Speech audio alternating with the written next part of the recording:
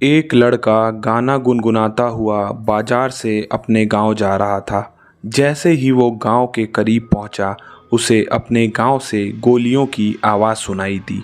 वो दौड़ता हुआ अपने गांव की ओर भागा।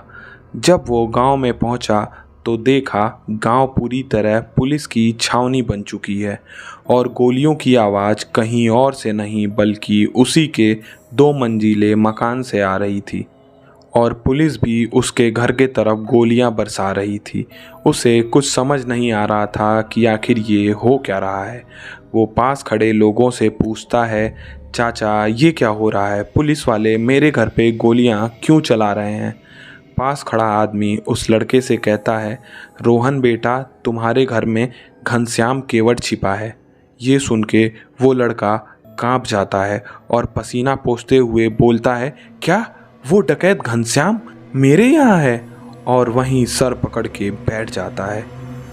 तो नमस्कार दोस्तों, स्वागत है आपका मिस्टेरोपीडिया में। आपने बहुत से इनकाउंटर के बारे में सुना होगा, लेकिन आपने ज़्यादा से ज़्यादा 1 घंटे 2 घंटे 10 घंटे लंबा इनकाउंटर सुना होगा। लेकिन मैं जिस इनकाउंटर के बारे में बताने जा रहा हूँ वो पूरे 52 घंटे तक चला। एक अकेले डकैत ने पूरी पुलिस फोर्स को नाको चने चबवा दिए। और तो और ये भारत का शायद एकमात्र ऐसा इनकाउंटर होगा जिसे लाइव टीवी पर टेलीकास्ट किया गया था। अब आप सोच रहे होंगे कि आखिर कौन था घनश्याम केवट और क्या है पूरी कहानी। तो चलिए कहानी को शुरू करते हैं। ये कहानी चंबल के एक ऐसे डाकू की कहानी है जिसके साथ कई चीज़ें जुड़ी हुई हैं। लेकिन सबसे हैरानी की बात यह है कि शायद ये चंबल का वो इकलौता डाकू होगा जिसका इनकाउंटर पूरे देश ने टीवी पर लाइव देखा था। इस डाकू के साथ पुलिस की वो मुठभेड़ पूरे 52 घंटों तक चली और करीब 400 से ज़्यादा पुलिस वालों ने उस पूरे इलाके को कई घंटों तक घेरे रखा था। और इससे भी ज़्यादा हैरानी की बात यह है कि जिस घर में डाकू छिपा हुआ था उसके आसपास के सारे घरों को जला दिया गया था। इस डाकू के बारे में ये बात पूरे चंबल में मशहूर है कि ये डाकू इस वजह से बना क्योंकि इसकी बहन की आबरू लूटी गई थी। जब इसे इंसाफ नहीं मिला तो उसने बंदूक उठाकर चंबल का रुख कर दिया। वो डाकू था घनश्याम केवट। घनश्याम केवट उत्तर प्रदेश के चित्रकूट जिले के एक गांव में रहता था। साल 2003 में उसी के गांव के एक शख्स ब्रजभान सिंह ने घनश्याम केवट की बहन की आबरू लूट ली।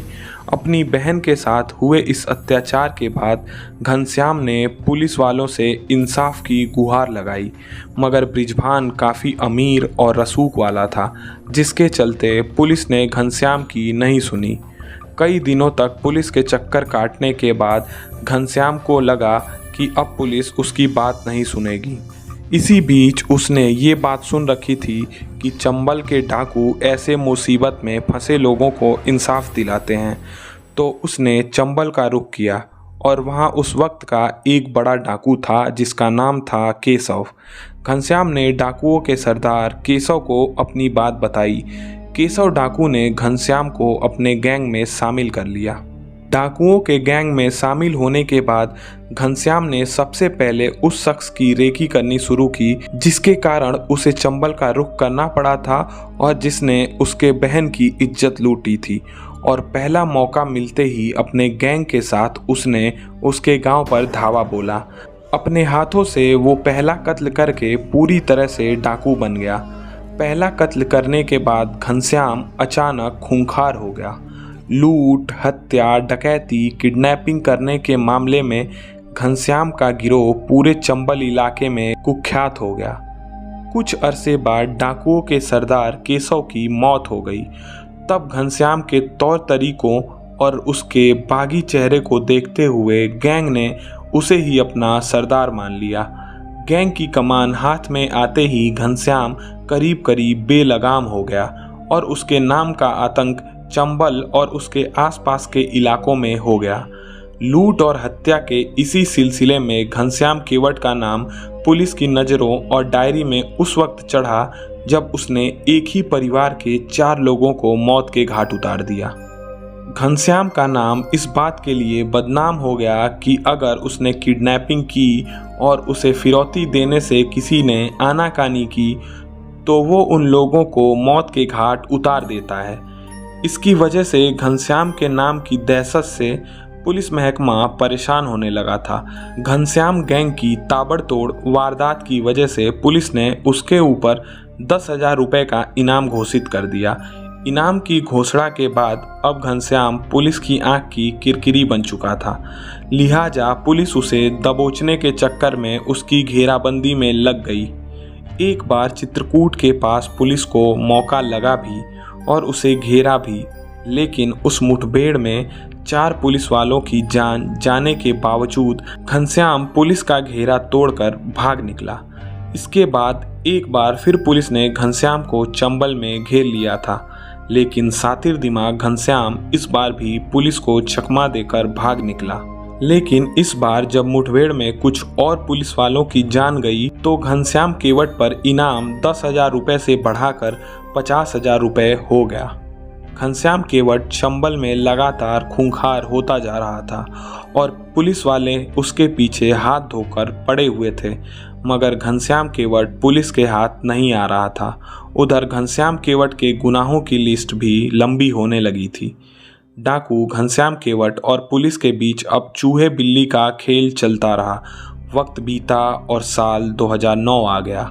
जून के महीने में पुलिस को अपने मुखबिरों से खबर मिली कि घनश्याम केवट अपने साथियों के साथ इलाहाबाद के पास जमौली गांव में अपना डेरा डालने वाला है।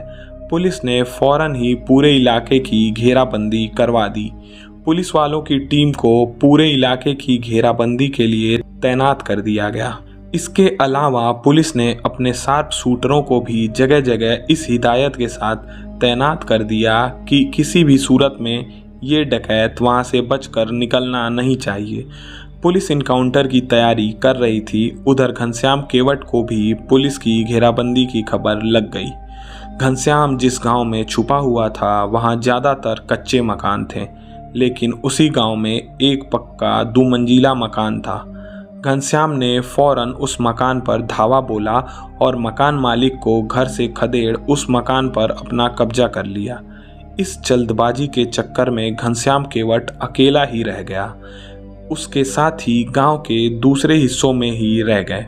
अब घनश्याम केवट ने उस मकान की दूसरी मंजिल पर एक ऐसा कोना तलाश लिया जहां से बैठकर वो पूरे गांव पर नजर रख सकता था। पुलिस को भी घनश्याम केवट के पक्के 2 मंजिले मकान में छुपे होने की खबर लग गई, लिहाजा पुलिस ने मकान के चारों तरफ घेरा मजबूत कर दिया। ये सब कुछ 16 जून की दोपहर को हो रहा था। चारों तरफ घनश्याम को घेरने के बाद पुलिस ने उसे ललकारा और सरेंडर करने को कहा। थोड़ी देर तक खामोश रहने के बाद अचानक घनश्याम ने पुलिस वालों पर फायरिंग शुरू कर दी। डकैत की तरफ से हुई फायरिंग के बाद पुलिस वालों ने अपने कदम कुछ पीछे खींचे। दोपहर से शाम हो गई, लेकिन फायरिंग की आवाज़ से पूरा गांव दहलता रहा। घनश्याम के पास पीने को पानी था और एक देसी राइफल के अलावा सैकड़ों कारतूस थे। ऐसे में वो अकेला घनश्याम कई पुलिस वालों पर भारी पड़ रहा था। एनकाउंटर जारी रहा। सूरज डूब गया तो अंधेरे में छुटपुट फायरिंग की आवाज़ के बीच जैसे तैसे गांव वालों की रात कटी। अगले दिन सुबह से ही फायरिंग का सिलसिला शुरू हो गया। घनश्याम को लगातार पुलिस पर फायरिंग करता देख पुलिस अफसरों को लगा कि उनके पास मौजूद पुलिस की गिनती इस डाकू का मुकाबला करने के लिए काफ़ी नहीं है। लिहाजा पुलिस अफसरों ने आसपास के तमाम थानों की पुलिस को मौके पर आने को कहा और पूरा इलाका घेरने की सख्त हिदायत दे दी। देखते ही देखते 5 जिलों की पुलिस फोर्स ने उस गांव का रुख किया जहां पुलिस की एक टीम अकेले डाकू घनश्याम की गोलियों का सामना कर रही थी। ये खबर उत्तर प्रदेश पुलिस के कई सीनियर अफसरों तक भी पहुंची और उन्होंने भी उसी जमौली गांव का रुख किया जहां पिछले 30 घंटों से गोलीबारी चल रही थी।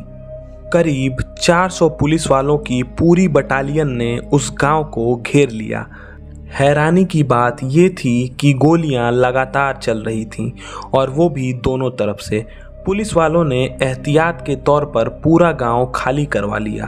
दूसरे दिन यानी 17 जून को दिन भर की गोलीबारी में 4 पुलिस वालों की जान भी जा चुकी थी, जबकि 3 बुरी तरह से घायल हो चुके थे। इसी बीच देखते ही देखते उस गांव में पुलिस वालों के साथ साथ मीडिया के ओबी वैन भी वहां पहुंच गए और अब पूरा एनकाउंटर टीवी पर लाइव चलने लगा।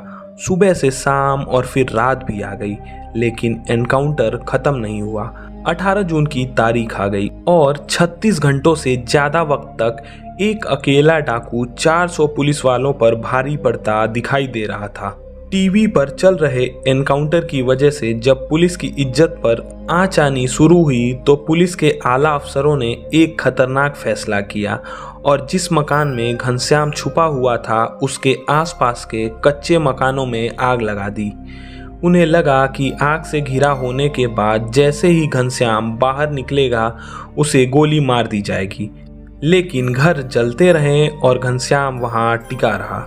करीब 8 घंटे तक घनश्याम लगातार गोलियां चलाता रहा और पुलिस वालों से मुकाबला करता रहा। 8 घंटे के बाद घरों में लगी आग खुद ब खुद बुझ गई, मगर घनश्याम पुलिस के हाथ नहीं लगा।